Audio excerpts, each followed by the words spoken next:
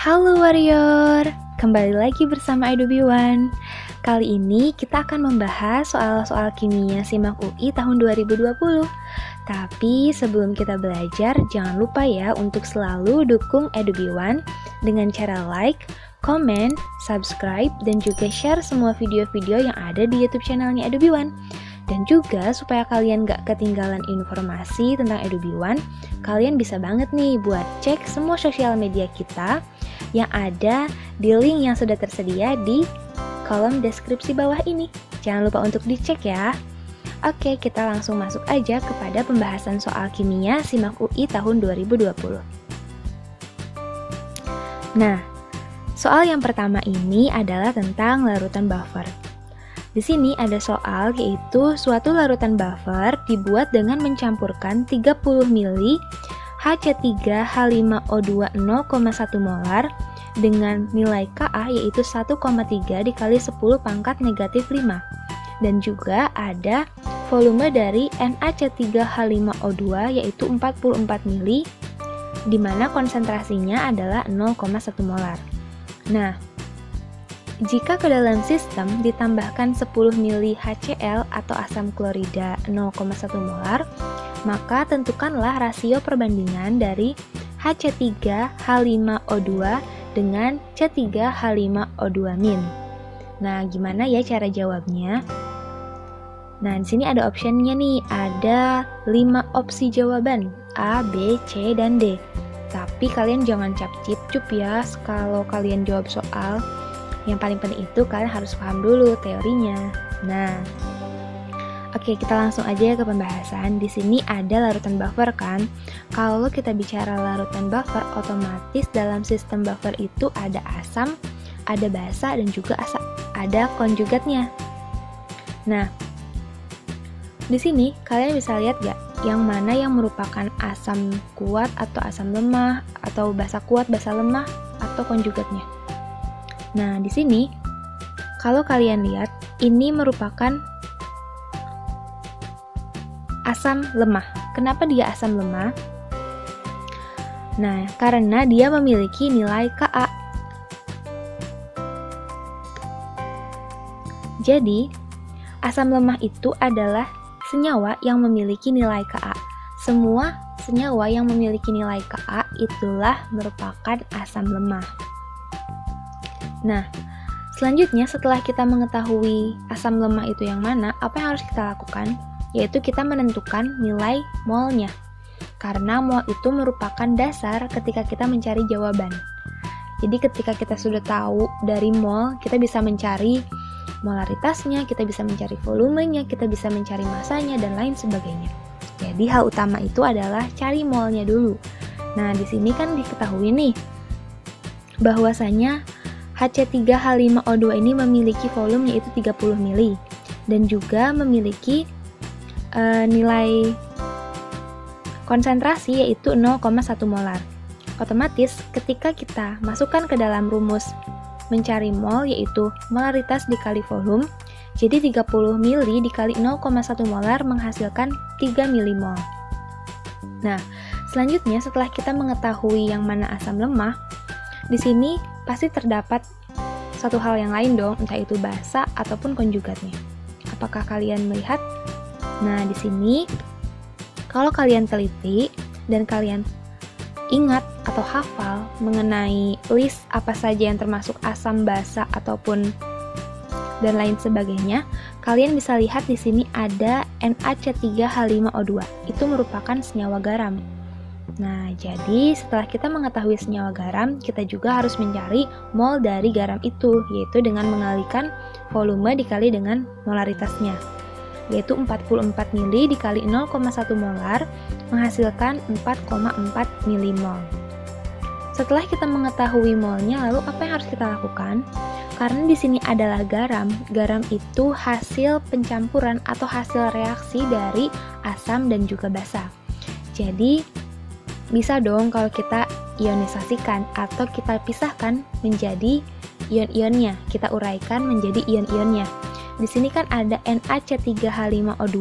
Kalau kita uraikan menjadi ion-ionnya akan menjadi seperti ini, yaitu Na+ dan juga C3H5O2-. Nah, kalau kalian tahu juga bahwasanya di sini terdapat C3H5O2-. Apa ya itu? Itu merupakan basa konjugat.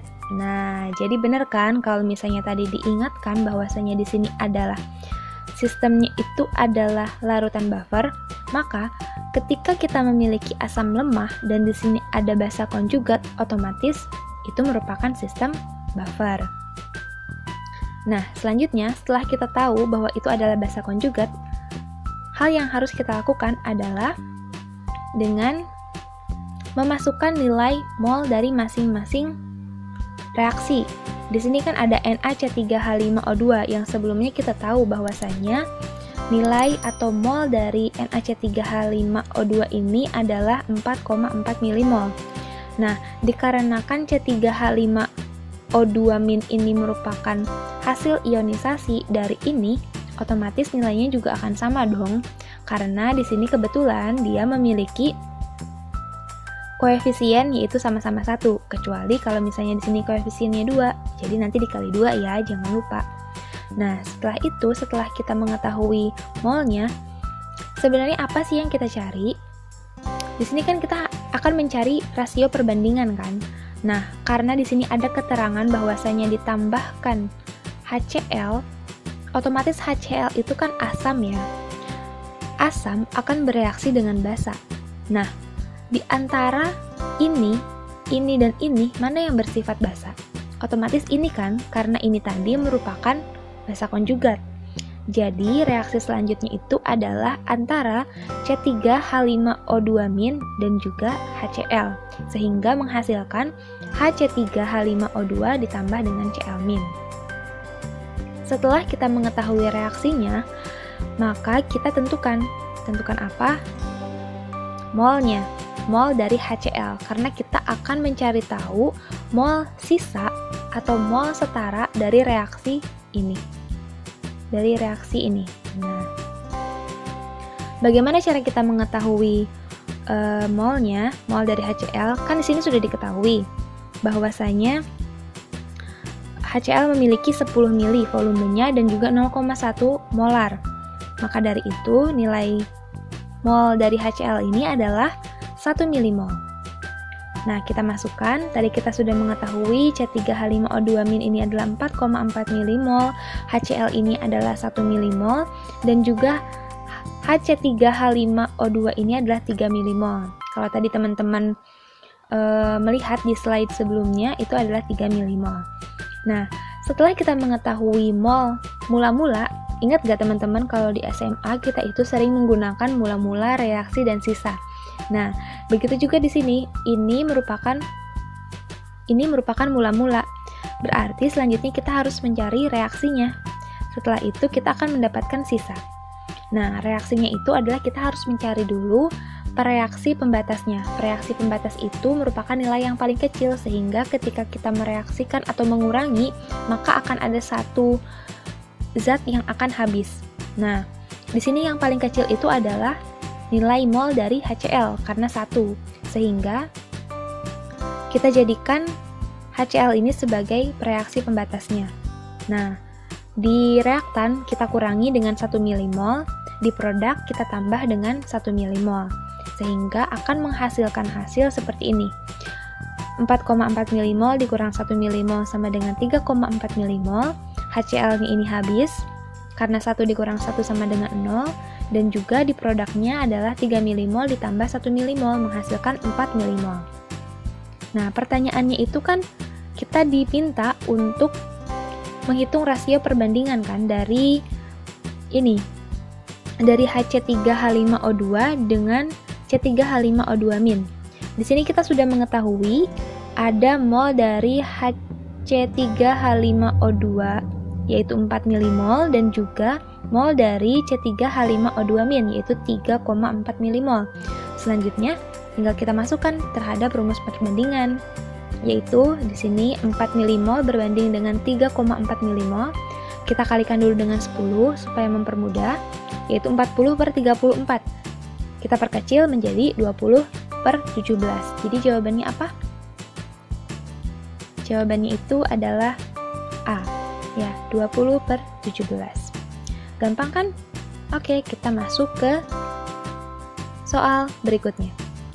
Soal berikutnya ini tentang elektrolisis, di mana jika elektrolisis larutan CrNO3 3 kali menggunakan arus 5 ampere, di mana 1 Faraday itu menunjukkan 96.500 Celcius per mili selama 19,3 jam.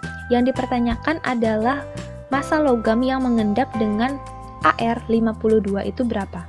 Nah, ketika kita berbicara elektrolisis, yang harus kita pahami itu adalah konsep anoda dan katoda, di mana di anoda itu terjadi reaksi apa, di katoda itu terjadi reaksi apa. Nah, kita bahas ya di sini. Di sini juga ada opsinya atau pilihan jawabannya ada 5. Nah, langkah pertama adalah karena di sini sudah ada CrNO3 3 kali, maka kita uraikan menjadi ion-ionnya. Nah, CrNO3 3 kali ketika kita uraikan menjadi ion-ionnya menjadi Cr3+ dan juga 3NO3-. Lalu, setelah ini kita tentukan yang manakah yang berperan sebagai anoda dan manakah yang berperan sebagai katoda. Nah, di sini setelah saya berikan sedikit kemudahan untuk kalian menghafal.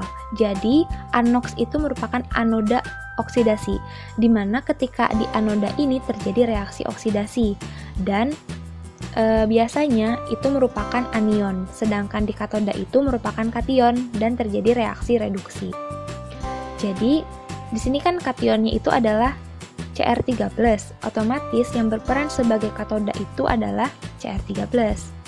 Nah, karena dia mengalami reduksi, di sini kita lihat bilangan oksidasinya dari +3 menjadi 0. Reduksi itu adalah penurunan bilangan oksidasi. Lalu yang selanjutnya adalah anoda. Anodanya itu kan kalau kita lihat dari reaksi ini adalah NO3-. Tapi setelah kita masukkan ke dalam persamaan anoda, maka anoda dari NO3- ini digantikan dengan H2O. Mengapa demikian? Kalian harus ingat lagi terhadap konsep dari elektrolisis, di mana kita harus memperhatikan setiap reaksi yang terjadi di anoda maupun di katoda. Khususnya, reaksi yang terjadi di anoda itu dipengaruhi oleh jenis elektrodanya. Ada elektroda non-inert dan ada elektroda yang inert. Nah, NO3- ini termasuk ke dalam elektroda yang inert karena dia merupakan ion-ion poliatomik yang memiliki nilai Bilox yang tinggi, sehingga reaksinya digantikan dengan reaksi H2O atau air. Nah, anoda di sini dia mengalami oksidasi. Nah, selanjutnya setelah kita mengetahui, kita simpan dulu, lalu kita masuk ke hukum Faraday-nya. Rumus dari hukum Faraday itu kan arus dikali dengan waktu dibagi dengan 96.500. Kita sudah tahu nih, arusnya itu adalah 5 ampere dan waktunya itu adalah 19,3 jam. Lalu kita masukkan saja ke dalam rumus ini, menghasilkan nilai 3,6 Faraday. Jangan lupa dikalikan dengan 3.600 ya. Nah, setelah itu, kalau teman-teman semua pada ingat tentang konsep dari elektrolisis ini, bahwasanya 1 Faraday itu adalah 1 mol elektron. Di sini kita sudah mempunyai 3 elektron dan juga 4 elektron.